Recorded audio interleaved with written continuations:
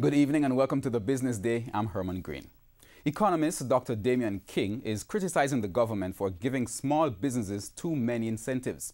The economist argues that the incentives encourage micro and medium-sized enterprises to stay small, which he claims is counterproductive. TVJ's Andrew Laidley reports. Small businesses, the engine of economic growth. It's a concept championed by the Andrew Holness-led administration. As such, special emphasis is placed on motivating small businesses to start operations. The deal usually sweetened by some kind of tax cut or benefit. But at least one economist thinks that idea is misguided. The tax on formal employment is 44%. That is why we have such a large informal sector. We incentivize our economy to be informal. And that's not the only way we do so. You know, every time we create a special window, a special advantage to small business,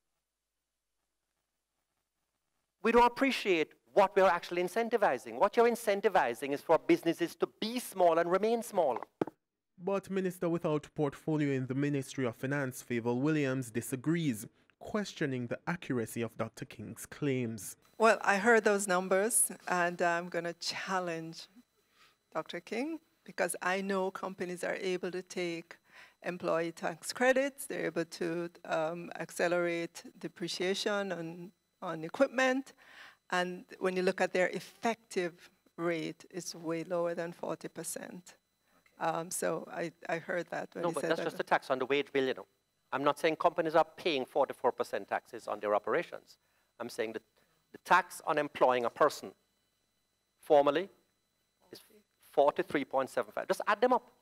Small businesses benefit from incentives like the Omnibus Fiscal Incentives Framework, which provides varying levels of relief from customs duties, stamp duties, and corporate income tax. Companies listed on the Junior Stock Exchange are also exempted from corporate income tax for the first 5 years of being listed on the junior market and 50% in the following 5 years. And under the Urban Renewal Act, companies that undertake development within designated special development areas will benefit from urban renewal bonds, a 33.3% investment tax credit, tax-free rental income, and the exemption from transfer tax and stamp duties on the improved property. For the Business Day, I'm Andrew Laidley. In currency trading, the US dollar continued to weaken today as the Jamaican dollar regained 5 months of depreciation. The greenback closed the day at $128.93. The Canadian dollar is going for $100.20. The pound ended the day selling for $166.12, while the euro is being sold for $147.25 on average. Oil prices traded higher today. Oil for delivery in December went up by 36 cents to settle at $67.04 a barrel.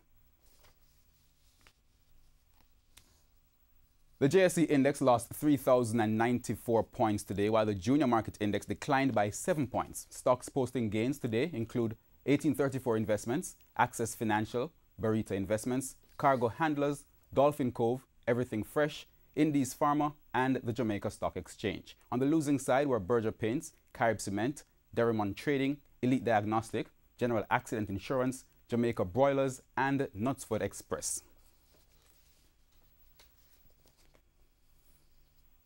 The Bank of Jamaica, BOJ, has officially joined the Twitter sphere.